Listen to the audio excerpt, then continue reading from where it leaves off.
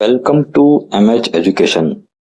साथियों, आरबीएससी की कक्षा 8 की पुस्तक हमारा राजस्थान भाग 3 का आज हम लेकर आए हैं चैप्टर नंबर 7, जिसका नाम है विकास योजनाएं।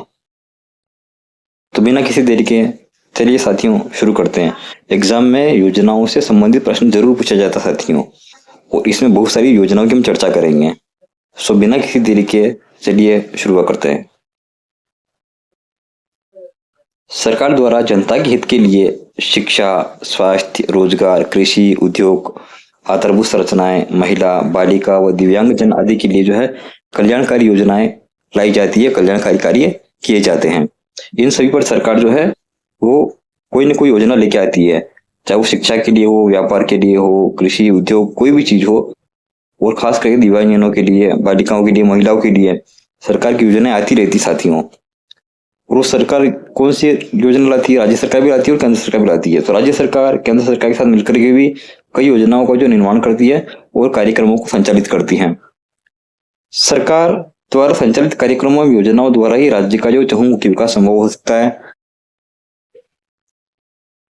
सरकार द्वारा संचालित योजनाओं में हम देखें तो कृषि संबंधी, स्वास्थ्य संबंधी, महिला सशक्तिकरण के संबंधी, ग्रामीण विकास संबंधी और आर्थिक क्षेत्र की योजनाएं जो है शामिल होती है।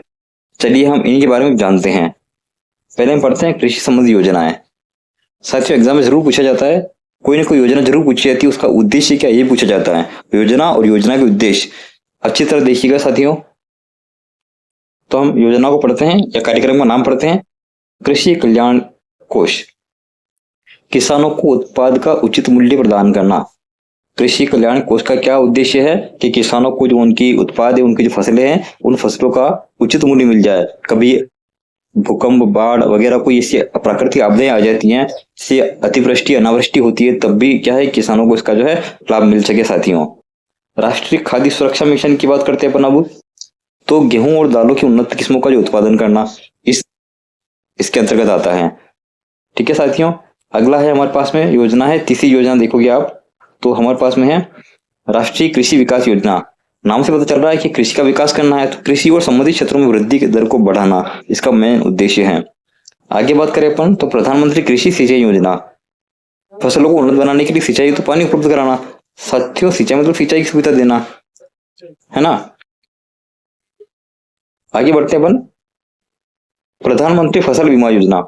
अब फसल को बीमा करना साथियों, तो फसलों को बीमा करिए, किसानों को राहत देना।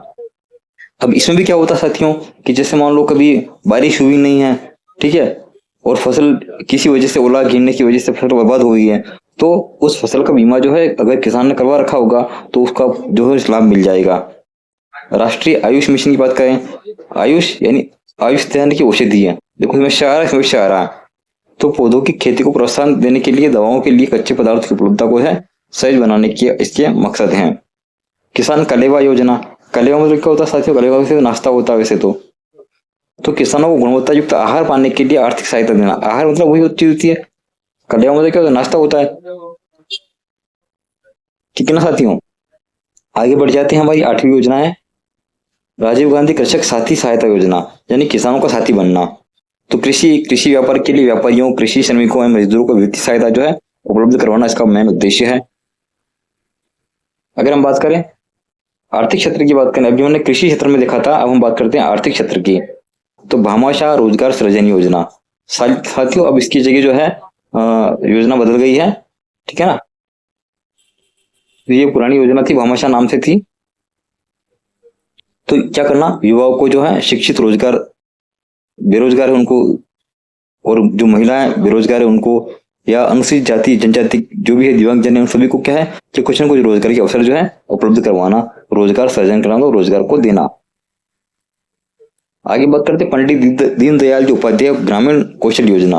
ग्रामीण मतलब गांव के क्षेत्र के लिए। अब चूंकि ग्रामीण युवकों में कौशल विकास द्वारा गरीबी का जो है निवारण करना। मुख्यमंत्री युवा संबल योजना, संबल मतलब होता है सहारा, यानी शिक्षित युवाओं को 2 वर्ष की अवधि के लिए कोई इनको बेरोजगारी भत्ता देना। तो उनको एक तरीके क्या दिया जा रहा है, उनको बेरोजगारी भत्ता दे क्या कर रहे हैं, संबल दे रहे हैं, मतलब सहारा दे रहे हैं। क्योंकि व्यक्ति बेरोजगार है, उसको कोई मिल नहीं पा रही है, आय कहीं से हो नहीं रही है, तो सरकार उसको भत्ता दे करके है राहत देती है। भामाशाह योजना की बात करें तो वित्तीय एवं गैर वित्तीय लाभों को सीधे जरूरतमंद तक पहुंचाने का काम इसमें होता है। स्वास्थ्य संबंधी योजनाएं बात करते हैं साथियों अब। तो राजस्थान जननी शिशु सुरक्षा, जननी मतलब माता होता है, शिशु मतलब उसका बच्चा। डिलीवरी के वक्त जो है ना, मातृ एवं शिशु मृत्यु दर को कम करना होता है, यानी कि इसमें जो डिलीवरी के वक्त जो है बच्चे की या फिर माँ की मृत्यु नहीं हो जाए, ठीक है ना, उस दर को कम करने का इसका उद्देश्य है।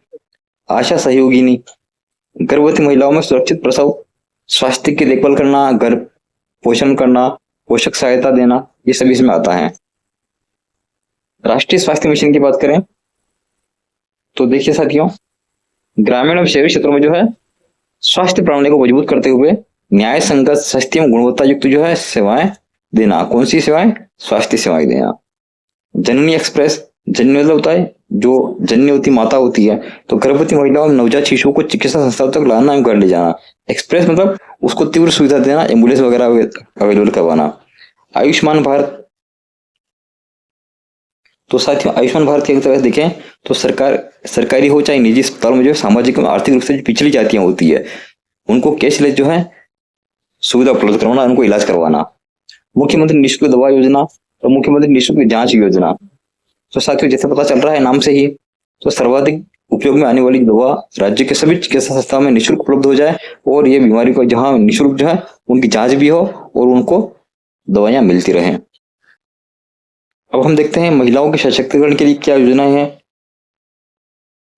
बेटी बचाओ बेटी पढ़ाओ, कन्या भ्रूण हत्या को रोकना है, बालिका शिक्षा को जो है प्रोत्साहन देना है, इसके अंतर्गत आता है।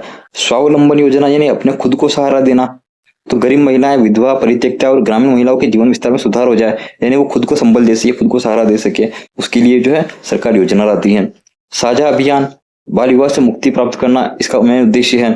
गरीबों बालिका एवं संरक्षण सम्मान योजना में क्या होता है कि बालिका संरक्षण में संलग्न व्यक्तियों एवं संगठनों को जो है सम्मानित किया जाता है। मुख्यमंत्री राजश्री योजना, इसमें क्या होगा साथियों कि लड़कियों में शिक्षा और स्वास्थ्य की स्थिति में सुधार करने का इसका मेन लक्ष्य होता है। IM शक्ति फंड, इसकी बात करें तो महिला जो स्वयं सहायता समूह होता है, ठीक है ना, उनको आर्थिक सहायता प्रदान करके महिलाओं को आत्मनिर्भर बनाने का इसमें काम होता है। हम बात करते हैं ग्रामीण विकास की योजनाएं, यानी गांव का भी विकास हो जाए, उसके लिए सरकार अलग अलग योजनाएं लाती है, तो बहुत सारी योजनाएं इनके ऊपर भी आई है। मुख्यमंत्री आदर्श ग्राम पंचायत योजना की बात करें तो चयनित गांवों में कृषि है, शिक्षा है, स्वास्थ्य, पर्यावरण संबंधी जितने भी लोकतांत्रिक मूल्य है उनका विकास करें। स्वच्छ भारत अभियान की बात करें तो स्वच्छता के हेतु देश को खुला शौच मुक्त बनाए और कचरे का संग्रहण में निस्तारण किया जाए, इसका मेन उद्देश्य है। अटल भूजल योजना, ठीक है ना, भूजल मतलब भूखा जल, तो सामाजिक स्वास्थ्य के माध्यम से भूजल में सुधार लाना, यानी जो अभी जल की कमी होती जा रही ना, उसके जल स्तर को बढ़ाने के संबंध में इसमें काम किया जाता है। Special area development programme, special मतलब खास करके विशेष क्षेत्र जैसे कि मेवात हो गया, डोंग हो गया, मगरा हो गया, सीमांत क्षेत्र हो गया, इनका विकास किया जाए। तो मेवात साथियों कहाँ आता है? अलवर भरतपुर क्षेत्र, ठीक है ना साथियों। डांग की रानी जानते हैं, करौनी डांग का राजा धौलपुर कहलाता है। तो मगरा क्षेत्र, ये सभी जो कार्यक्रम है इसमें इनका डेवलपमेंट करना। मनरेगा यानी महात्मा गांधी राष्ट्रीय ग्रामीण रोजगार गारंटी योजना होती है। इसमें क्या होता है कि जो ग्रामीण परिवारों को है न्यूनतम जो है 100 दिन का रोजगार उपलब्ध करवाना होता है। लेकिन साथियों अब तो क्या है, इसको बढ़ा करके कितना कर दिया है, 125 दिन कर दिया है, पहले 100 दिन का ही था साथियों ये। तो ये भी आपको ध्यान में रखना, अपडेट कर देना इसको। अगर हम बात करें प्रधानमंत्री आवास योजना की, तो क्या होता है इसमें कि ग्रामीण क्षेत्रों में जो है पक्के मकान उपलब्ध करवाने का काम होता है। बात करें ग्रामीण गौरव पथ की, तो गौरव पथ मतलब क्या होता है? रास्ता मार्ग, तो ग्रामीण सड़कों को मेगा हाईवे से जोड़ने का काम इसमें किया जाता है। प्रधानमंत्री ग्राम सड़क योजना क्या करती है कि सड़कों का विकास करती है गांवों के क्षेत्र में। तो इन योजनाओं को मैंने अभी तक देखा है, बहुत सारी साथी योजनाएं आई थी। तो इन योजनाओं के अलावा ग्रामीण गैर विकास अभिकरण, राजस्थान राज्य औद्योगिक विकास एवं निवेश निगम यानी लिको, राजस्थान लघु उद्योग निगम लिमिटेड राजसिको औद्योगिक क्षेत्र को बढ़ावा देने के लिए कार्य कर रहे हैं। इसी तरह शिक्षा के क्षेत्र में निःशुल्क पाठ्य पुस्तक वितरण किया जाएगा, विद्यार्थी सुरक्षा दुर्घटना बीमा योजना दी जाएगी, गार्गी पुरस्कार लड़कियों के लिए, निःशुल्क साइकिल वितरण योजना यानी बच्चे जो दूर गांव से आते हैं उनको साइकिल दी जाए, लैपटॉप वितरण योजना, प्रतिभाशाली बच्चों को क्या है लैपटॉप वितरण किया जाना, मुख्यमंत्री हमारी बेटी योजना, अक्षय पेटिका योजना भी संचालित जो है की जा रही है। समाज के कमजोर एवं उपेक्षित वर्गों के सर्वांगीण विकास के लिए भी राज्य सरकार जो है समय समय पर योजनाएं लाती है। इस उद्देश्य की प्राप्ति के लिए अनुप्रति योजना यानी निःशुल्क कोचिंग जो है उनको करवाई जाती है। उत्तर मैट्रिक छात्रवृत्ति योजना दी जाती है। विधवा पुनर्विवाह को प्रोत्साहन दिया जाता है। और इसके अलावा जो है सहयोग एवं उपहार योजना, वृद्धावस्था पेंशन योजना, मुख्यमंत्री एकल नारी योजना, मुख्यमंत्री विशेष योगी जन सम्मान योजना, ये सभी जो है क्रियान्वित की जा रही हैं। इसके अलावा अगर हम देखें तो राज्य की लोक कल्याणकारी योजनाओं के लाभ जो है आम जन को सरलता से मिले, सुगमता से मिले, पारदर्शी रूप से पहुंचे, इसके लिए जो है राजस्थान जन आधार योजना 2019 प्रारंभ की गई थी। साथियों, राजस्थान जन आधार योजना कब प्रारंभ की गई, आपको ध्यान देना है 2019 में, जिसके तहत क्या होता है, प्रदेश के जो निवासी हैं परिवारों को जन आधार कार्ड से प्राप्त होगा। इस कार्ड को राज्य सरकारी योजना लाभ पाने के लिए पहचान पते के प्रमाण के रूप में जाना जाएगा। सतत गोल विकास 2030, सतत विकास गोल की बात करें 2030, संयुक्त राष्ट्र संघ के सदस्य जो है 2015 में सतत विकास एजेंडा अपनाया गया। सतत विकास एजेंडा कब अपनाया गया साथियों, एग्जाम में पूछे प्रश्न तो आपको बताना है 2015 में। तो इस कार्य का मुख्य उद्देश्य क्या है, मुख्य लक्ष्य क्या है, गरीबी को सभी रूपों में सभी जगहों से समाप्त कर देना है। ठीक है, गरीबी जितनी भी हो ना, गरीबी को मिटा देना है। इस एजेंडे के द्वारा जो है 17 लक्ष्यों का चयन किया गया है, जिन्हें 2030 तक पाने का लक्ष्य रखा गया है। अब वो 17 लक्ष्य क्या क्या है देखिएगा। एक तो क्या करें, गरीबी का अंत करें। दूसरा क्या, भूखमरी समाप्त करें। अच्छा स्वास्थ्य जीवन स्तर बने, गुणवत्तापूर्ण शिक्षा दी जाए, लैंगिक समानता हो, शुद्ध जल और उनमें स्वच्छता का विकास हो। इसके अलावा अगर हम देखें, किफायती और स्वच्छ ऊर्जा उनको मिलती रहे, सम्मानजनक कार्य और आर्थिक समय जो विकास हो जाए, उद्योग, नवाचार और बुनियादी ढांचे का विकास करना, असमानता में कमी करना, संधारणी शहर एवं समुदाय, सतत उपभोग एवं उत्पादन, जलवायु परिवर्तन, पानी में जीवन देखना और भूमि पर जमीन, शांत न्याय और सुदृढ़ संस्थान, लक्ष्य प्राप्ति में सामुदायिक भागीदारी, ये सभी जो है इसके 17 जो है लक्ष्य निर्धारित किए गए हैं। इन विकास लक्ष्यों को प्राप्त करने की दिशा में हमारे गांव में विभिन्न प्रकार के प्रयास किए जा रहे हैं। शब्दावली के स्वतंत्र क्या होता है, निरंतर लगातार चलता रहे, सज्जन ग्राम निर्माण करने से बनाना, समन्वय देना, सहायता देना, सहारा देना उसको। अब साथियों अब बताइए, कमेंट सेक्शन में इसका जवाब दीजिए। अभी हाल ही में पढ़ा था ना कि सतत विकास लक्ष्य में कितने लक्ष्य निर्धारित किए, अभी हाल ही में जस्ट में पढ़ा था। आयुष्मान भारत का संबंध किस क्षेत्र से होता है बताइए, शिक्षा से होता है, महिला से होता है, स्वास्थ्य से, कृषि से होता है, इसको कमेंट सेक्शन में आंसर देंगे। ठीक है साथियों, इस तरीके से हमने आज का चैप्टर फिनिश किया है। उम्मीद है आपको चैप्टर अच्छा लगा होगा। हमारे चैनल को आप सब्सक्राइब करें, वीडियो को लाइक करें और अधिक से अधिक दोस्तों के साथ शेयर करें साथियों। मिलते हैं अगले चैप्टर में बहुत जल्द। Thanks for watching the video.